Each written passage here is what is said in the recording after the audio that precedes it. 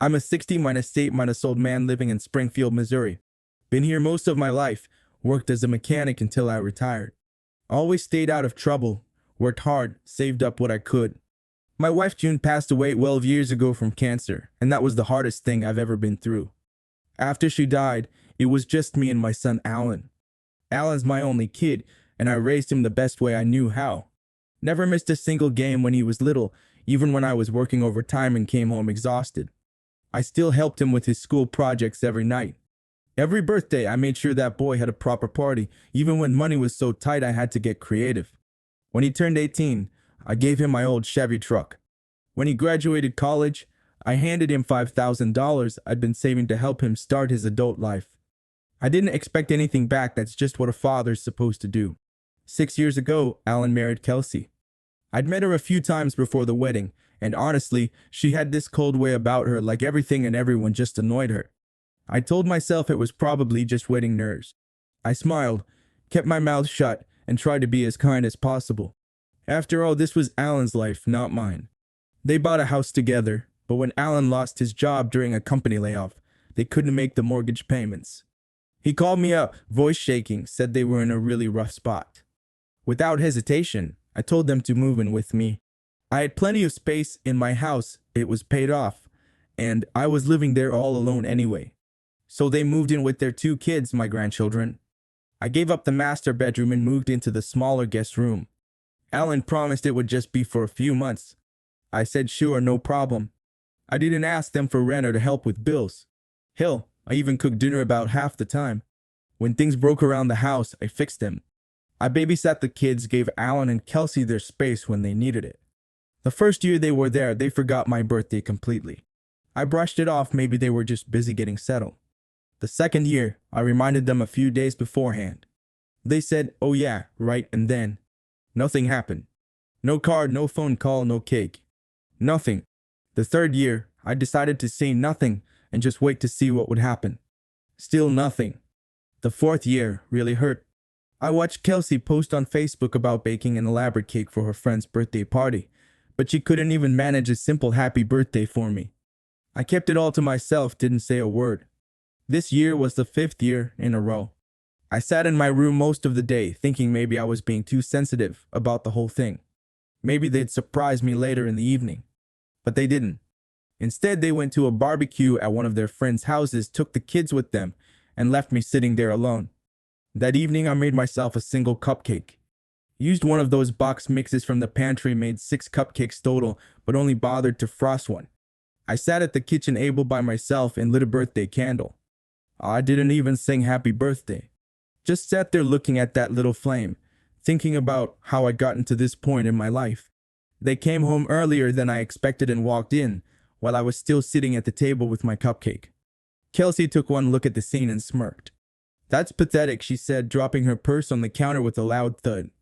Alan actually laughed and shook his head. Jesus, Dad. Nobody owes you anything. I looked at both of them for a long moment. Didn't say a single word.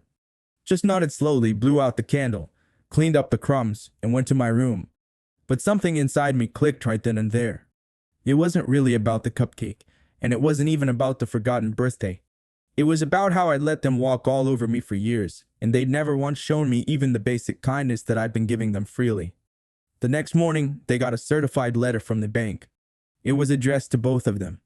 Alan opened it and went completely pale. Dad, he said, his voice shaking like a leaf.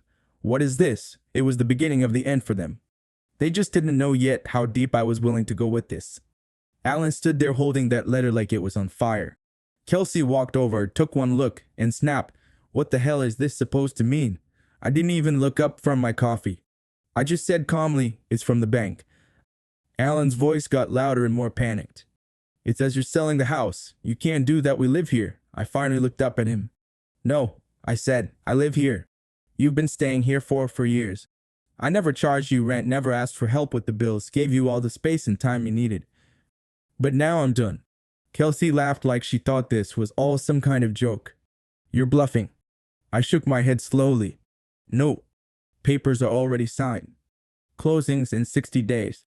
Alan sat down hard in his chair. You can't just throw us out like this. I can, I said calm as ever, and I am. That's when Kelsey really started yelling, going on about how I was ruining their kids' lives, how I was being selfish, how I was just some bitter old man taking out my frustrations on innocent people. I didn't respond to any of it. I just stood up, walked to my room, and closed the door behind me. Over the next week, they tried absolutely everything they could think of. First, they ignored the whole situation, like maybe it would just go away if they pretended it wasn't happening. Then came the sweet minus talking phase. Alan said they'd start paying rent, said they really appreciated everything I'd done for them. I told him it was way too late for that kind of talk. Then came the guilt minus stripping. Kelsey started crying in front of the kids loud enough for me to hear from my room, saying I was kicking out my own grandchildren. I didn't reply. I just kept packing my things. Then came the anger. One night, Alan stormed into my room while I was putting away some old photo albums. He pointed at a picture of him and me fishing together years ago. "You're just gonna throw all this away?" he demanded. I looked at that photo for a moment. "You already did," I said quietly. He slammed the door so hard behind him that the whole house shook. Huh. A week later, they tried getting legal about it. Kelsey has a cousin who's a paralegal, so they had someone draw up papers claiming they had tenancy rights and that I had no legal grounds to evict them. That's when I called my lawyer, Ruben, an old friend I've known since high school. I'd already asked him to oversee the house sale from the beginning. Ruben showed up the next day carrying copies of the deed, the signed notice, and proof that they'd never paid me a single cent in 4 years. He smiled as he handed the paperwork directly to Kelsey. "You're not tenants," he said, calm and cold as ice. "You're guests.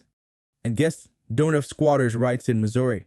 60 days or the sheriff helps you pack." That shut them up real quick. After that confrontation, the house got quiet. Really quiet. Alan stopped talking to me completely. Kelsey gave me dirty looks like I'd kicked her puppy. The kids didn't understand what was going on, but they could definitely feel the tension in the air. One night, I overheard Kelsey on the phone with her mother. She said, "I can't believe the old man is actually going through with this. What kind of grandfather does to his own family?" And then she said something that made me clench my jaw so hard it hurt. "We should have just pushed him into a nursing home last year when we had the chance." I wrote that down, word for word.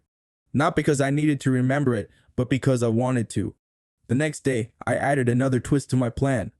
I canceled the savings account I'd been quietly building for my grandkids over the years. Over $30,000 total. I'd been planning to give it to them when they turned 18. But after everything that had happened, I didn't trust Alan or Kelsey to handle a single dime of that money responsibly.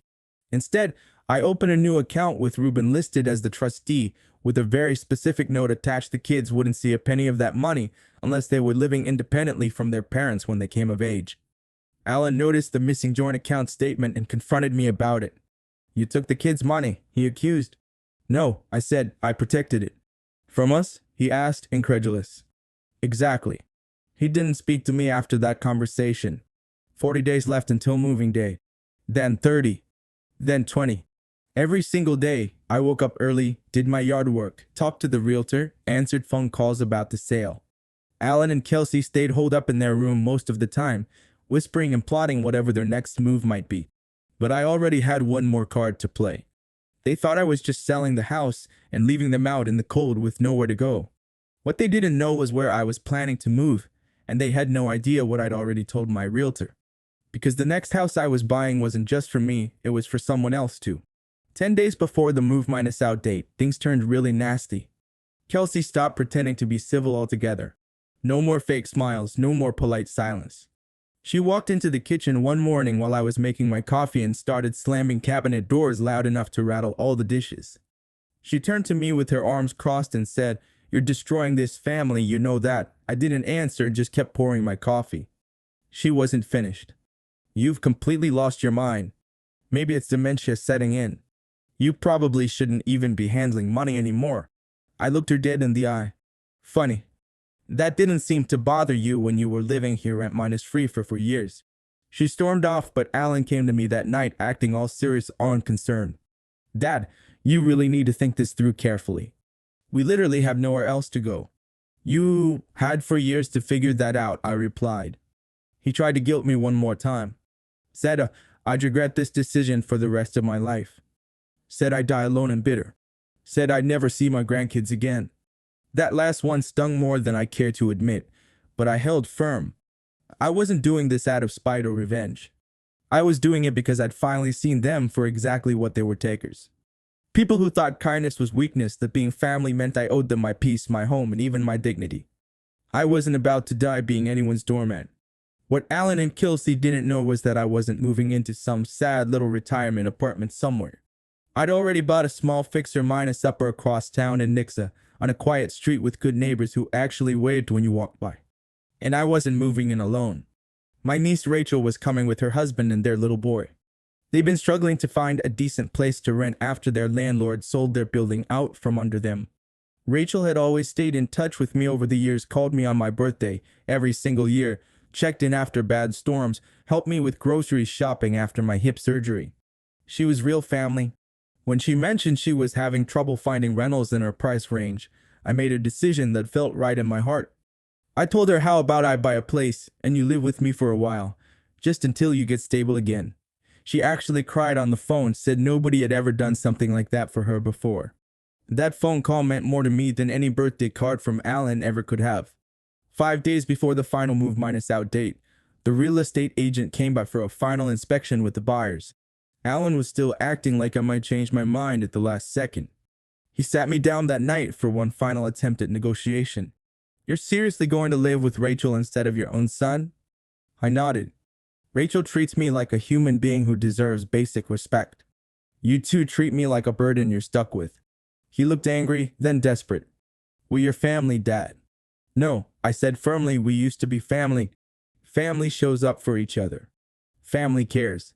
You've been roommates who never even said thank you." He stared at me for a long time, then stood up and said, "You'll regret this decision." I looked right back at him. "Maybe I will, but I won't regret finally standing up for myself." On moving day, they still hadn't packed a single box. They stood in the driveway while Kelsey yelled into her phone and Alan paced around like he was waiting for some kind of miracle to save them. But I was already gone in my mind. The movers showed up at 8 a.m. sharp, just like I'd scheduled. Ruben came by too, just in case things got messy and I needed legal backup. Alan and Kelsey watched in stunned silence as all my belongings got loaded into the moving truck.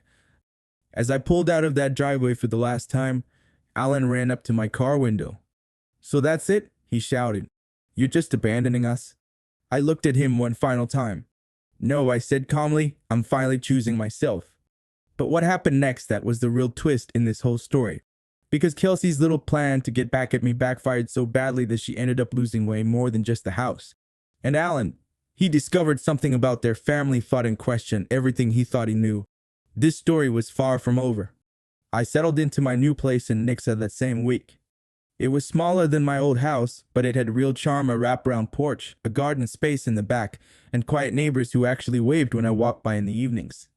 Rachel and her family moved in just a few days later, and her little boy brought life back into that house in a way I'd forgotten was possible. He ran through the halls, left toys scattered on the carpet, and started calling me Uncle Grandpa like it was a special name made just for me. I hadn't smiled that much in years. Meanwhile, back in Springfield, Alan and Kelsey's lives started completely falling apart. At first, they tried to stay in the house even after I'd left, telling the realtor they needed more time, claiming I changed my mind and they were still figuring things out. But Ruben had made sure everything was legally airtight. 2 days after the official closing, the new owners showed up with the sheriff.